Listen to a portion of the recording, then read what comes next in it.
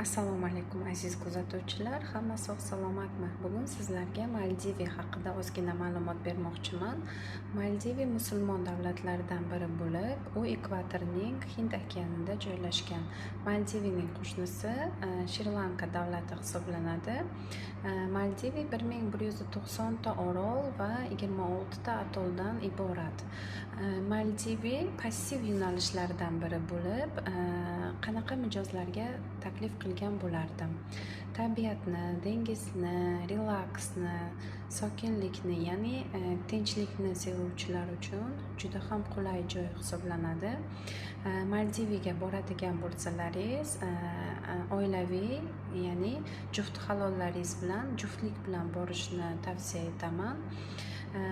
Maldiviya haqida yana qanaqadir savollaringiz bo'lsa, bizga aloqaga chiqinglar.